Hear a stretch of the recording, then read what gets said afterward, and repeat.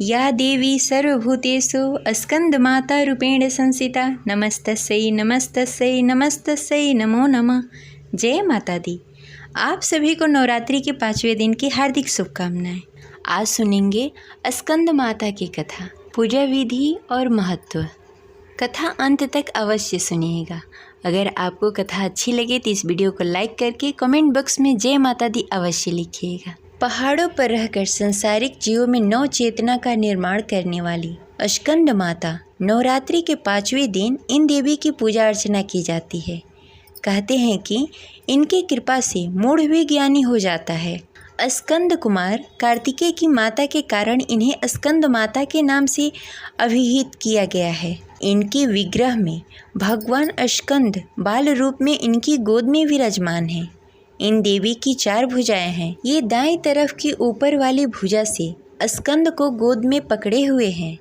नीचे वाली भुजा में कमल का पुष्प है। बाईं तरफ की ऊपर वाली भुजा वर मुद्रा में भक्तों को आशीर्वाद देने के लिए है और नीचे वाली भुजा में कमल पुष्प है।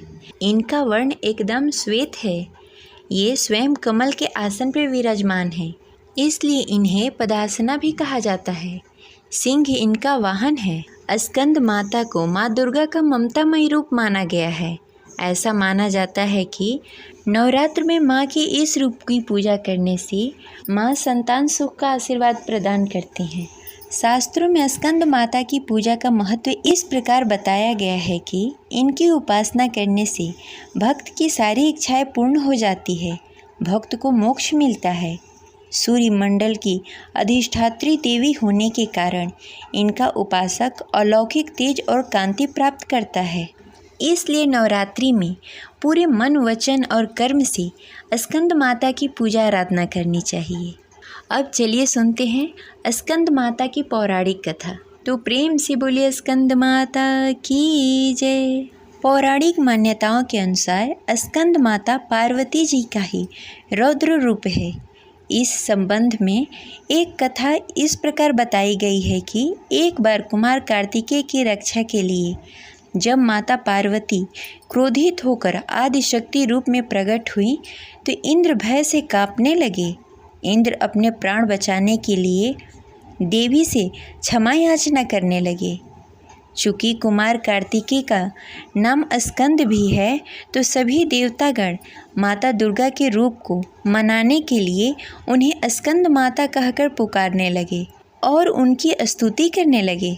तभी से माता दुर्गा के 5वें स्वरूप को स्कंद माता कहा जाने लगा और उनकी पूजा नवरात्रि के 5वें दिन स्कंद माता के रूप में होने लगी। ये रही पहली कथा। वहीं दूसरी कथा के अनुसार एक राक्षस था जिसका नाम ताड़कासुर था, जो ब्रह्मा जी को प्रसन्न करने के लिए कठोर तप किया। ताड़कासुर की तपस्या से प्रसन्न होकर ब्रह्मा जी ने उससे वरदान मांगने को कहा। तब ताड़कासुर ने ब्रह्मा जी से अमर होने का वरदान मांगा। ब्रह्मा जी ने समझाया, जिसका जन्म हुआ है उसकी मृत्यु निश्चित है, यह छोड़कर वह कोई और वरदान मांग ले। वह सोचने लगा कि भोलेनाथ का विवाह तो कभी नहीं होगा, इसलिए उसने ब्रह्मा जी से कहा कि उसे वरदान दें कि उनकी मृत्यु भोलेनाथ के पुत्र के हाथों हो। ब्रह्मा जी एवं मस्तु कहकर अंतर्ध्यान हो गए। ब्रह्मा जी से वरदान प्राप्त करके वह अत्याचार करने लगा। सभी देवता ताड़कासुर से परेशान होकर भोलेनाथ के शरण में गए और उनसे ताड़कासुर से मुक्ति पाने के लिए प्रार्थना करने लगे। सभी देवताओं की विनती सुनकर भोलेनाथ ने माता पार्वती से विवाह किया। तब कार्तिकेय का जन्म हुआ। कार्तिकेय बड़े होकर ताड़कासुर का वध किया। इस प्रकार नवरात्रि के 5वें दिन कार्तिकेय की माता स्कंद माता की पूजा की जाती है, जो भक्तों को ज्ञान, बुद्धि और पुत्र प्राप्ति का वरदान देती हैं। स्कंद माता मोक्ष का मार्ग सुलभ कराती हैं। प्रेम से बोलिए स्कंद माता की जय। इस प्रकार आज की कथा समाप्त हुई। मिलते हैं अगले वीडियो में, तब तक के लिए जय माता दी।